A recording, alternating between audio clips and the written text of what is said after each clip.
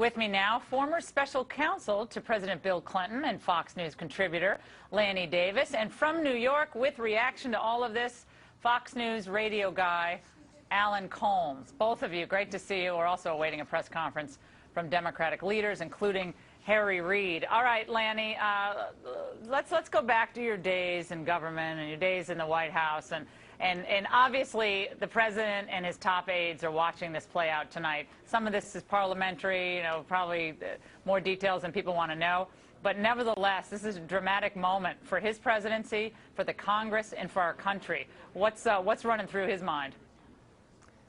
What's the exit here? If the Senate passes something and the House says no and the clock ticks to midnight, I think there's probably a serious look at the 14th Amendment. I'm not sure what other alternatives there are, if that's what it comes down to, Laura. And Alan, we're looking at the poll numbers. We talked to Ed Henry and James Rosen about this earlier.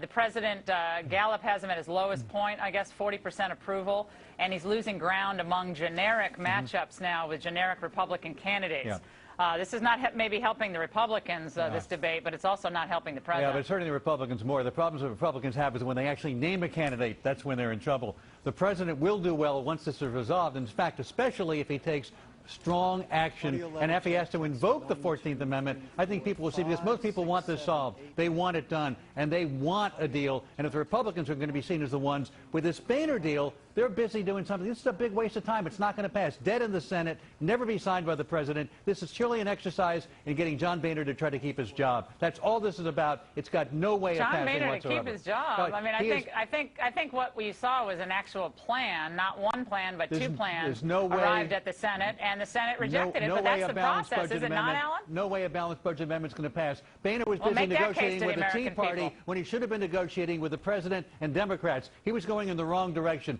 No way this is going to pass. It's not going to be a balanced budget amendment. So, Alan, They're wasting our time. They're wasting our time while Rome is burning. Actually, yelling over me does not make your point any more persuasive. But I do think that, you know, when you look at the polls, most people think we should have a balanced budget. They try to do that in their own homes. But not a balanced budget amendment. They don't think it is an unreasonable thing to discuss this and have this front and center. And Laura, whatever you think about the Tea Party, they actually, you know, I disagree with a lot of this strategy myself, but you got to hand it to them. They got this injected in this bill, and now it's in the hands of the Senate, and they're going to use it as some kind of shell vehicle, right? Laura, the problem is that the balanced budget is not its timing, and there's never been a balanced budget amendment that could pass any Congress. When the Republicans controlled Congress, they couldn't pass it. I didn't say it was possible. We're talking about the tactical advantage and who's actually looking like they want serious structural reform. We know, Lanny and Alan, do we not, that this president would never be talking about this issue of whether to raise the debt ceiling or not, or whether to cut spending or not. He wouldn't be talking about this if it weren't for these Republicans who held firm. I mean, do you disagree with that? Well, I disagree with what the country is seeing in Washington. They're not seeing what you're saying. They're seeing tactics at the expense of the public interest. And I think there's disgust with party leadership on both sides here, Laura.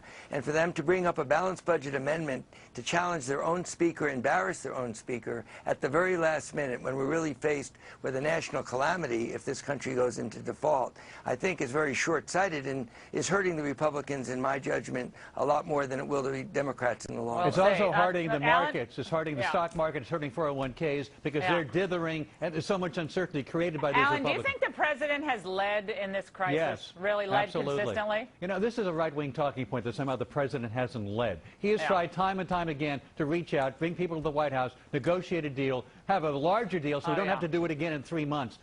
Of course he's led.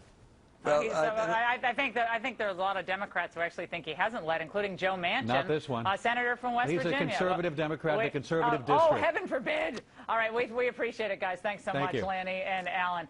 We're going to await this press conference from Democratic leaders coming up here on the O'Reilly Factor. You do not want to miss the drama. Stay with us.